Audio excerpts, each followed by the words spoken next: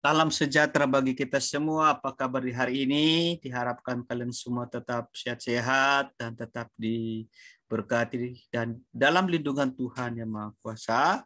Dan untuk pelajaran PPKN kelas 10, kita sekarang telah berada di bab 5, integrasi nasional dalam bingkai Bhinneka Tunggal Ika. Dan tapi sebelum lanjut, jangan lupa di-subscribe, like, dan komen channel ini.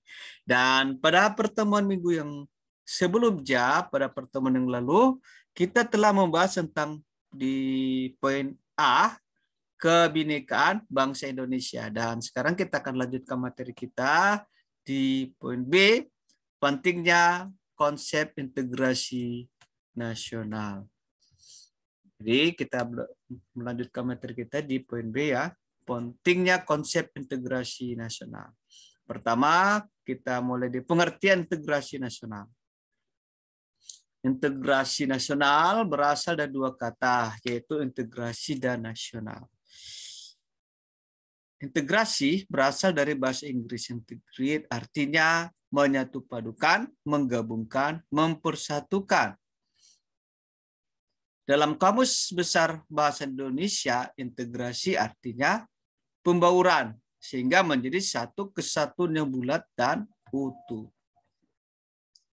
Kata nasional berasal dari bahasa Inggris nation, yang artinya bangsa. Dalam Kamus Besar Bahasa Indonesia, integrasi nasional mempunyai arti politis dan antropologis. A. Secara politis. Integrasi nasional secara politis berarti penyatuan berbagai kelompok budaya dan sosial dalam kesatuan wilayah nasional yang membentuk suatu identitas nasional. B. Secara antropologis. Integrasi nasional secara antropologis berarti proses penyesuaian di antara unsur-unsur kebudayaan yang berbeda sehingga mencapai suatu keserasian fungsi dalam kehidupan masyarakat. Berikut adalah pendapat para ahli tentang integrasi. Yang pertama, menurut Howard Friggins. Menurut Howard Friggins mengatakan bahwa integrasi bangsa berarti penyatuan bagian yang berbeda-beda dari suatu masyarakat menjadi suatu keseluruhan yang lebih utuh atau memadukan masyarakat-masyarakat kecil yang jumlahnya banyak menjadi satu kesatuan bangsa.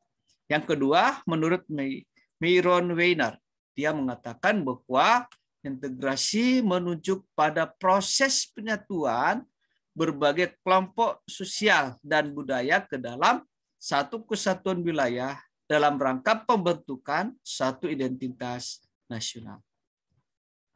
Integrasi biasanya mengandalkan adanya satu masyarakat yang secara etnis majemuk dan setiap kelompok masyarakat memiliki bahasa dan sifat-sifat kebudayaan yang berbeda. Yang ketiga, menurut Dr. Nasruddin Samsudin, mengatakan bahwa integrasi nasional ini sebagai proses penyatuan suatu bangsa yang mencakup semua aspek kehidupannya, yaitu aspek sosial, politik, ekonomi, dan budaya. Integrasi juga meliputi aspek vertikal dan horizontal. 4. Menurut C. Sujadi Ciwandono, mengatakan bahwa integrasi nasional sebagai cara bagaimana kelestarian persatuan nasional dalam arti luas dapat didamaikan dengan hak menentukan nasib sendiri. Hak tersebut perlu dibatasi pada satu taraf tertentu. Bila tidak, persatuan nasional akan dibahayakan. Nah, dari pengertian di atas tadi kita dapat simpulkan bahwa integrasi nasional bangsa Indonesia itu berarti hasrat dan kesadaran untuk bersatu sebagai satu bangsa, menjadi satu kesatuan bangsa secara resmi dan direalisasikan dalam satu kesepakatan atau konsensus nasional melalui Sumpah Pemuda pada tanggal 28 Oktober 1928. Sekarang kita masuk yang kedua, syarat integrasi. Syarat keberhasilan suatu integrasi di satu negara adalah sebagai berikut. A. Anggota-anggota masyarakat merasa bahwa mereka berhasil saling mengisi kebutuhan-kebutuhan antara satu dan lainnya. B. Terciptanya kesepakatan atau konsensus bersama mengenai norma-norma dan nilai-nilai sosial yang dilestarikan dan dijadikan pedoman. C.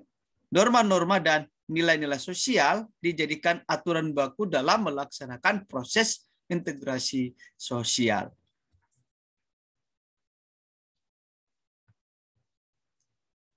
Nah, dalam Undang-Undang Dasar Negara Republik Indonesia tahun 1945 disebutkan bahwa setiap warga negara memiliki hak dan kewajiban yang harus dilakukan dengan sebaik-baiknya.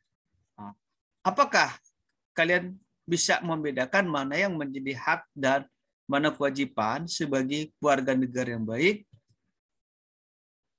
Jangan sampai menyalahgunakan hak, karena banyak sekali orang yang bisa sewenang-wenang melakukan sesuatu hal yang bisa merugikan orang lain. Begitu pula dengan orang yang selalu berusaha menghindar dari kewajibannya sebagai warga negara. Perilaku ini bisa menjadi contoh perilaku yang merugikan masyarakat, khususnya bagi negara.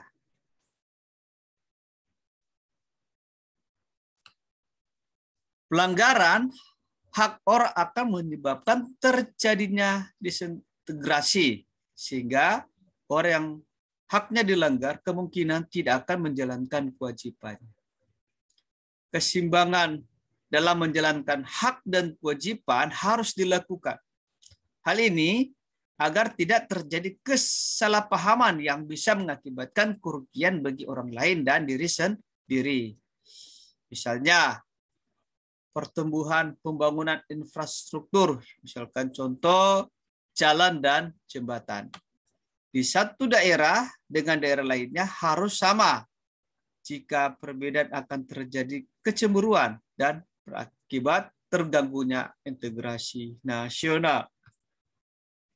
Dengan demikian, sangat penting integrasi nasional bagi pembangunan bangsa dalam masyarakat yang berbeda-beda. Setiap warga masyarakat harus menyadari adanya perbedaan etnik, suku, agama, budaya, bahasa, dan sebagainya. Nah, perbedaan tersebut jangan sampai dijadikan sebagai pemicu terjadinya disintegrasi nasional. Oleh karena itu, kalian harus memahami dan hak dan kewajiban dalam kehidupan sehari-hari. Salah satu kewajiban sebagai warga negara adalah menjaga integrasi nasional dalam bingkai Bhinneka Tunggal Ika. Bagaimana cara menjaga integrasi tersebut? Kalian tentu pernah melihat di televisi atau membaca di media massa. Anggota TNI yang ditempatkan di ujung pulau untuk menjaga keutuhan Negara Kesatuan Republik Indonesia (NKRI). Saat ini, negara Indonesia tidak dalam keadaan perang, tetapi negara menuntut kita sebagai warga negara untuk ikut serta menjaga integrasi nasional. Rakyat Indonesia harus memiliki sikap untuk mempersiapkan diri terhadap ancaman. Jadi kita harus persiapkan diri jika terdapat ancaman, tantangan, hambatan, dan gangguan atau ATHG yang dapat mengganggu integrasi nasional. Kalian juga wajib ikut serta dalam menjaga integrasi nasional dari segala macam ancaman, gangguan, tantangan, dan hambatan, baik yang datang dari dalam maupun dari luar. Oleh karena itu, kalian sebagai warga negara yang baik wajib mematuhi semua peraturan-peraturan yang berlaku. Oke, terima kasih. Demikianlah materi kita pada hari ini sudah selesai dan kiranya ini bisa bermanfaat bagi kalian semua. Tetap semangat belajar. Tuhan memberkati kita semua.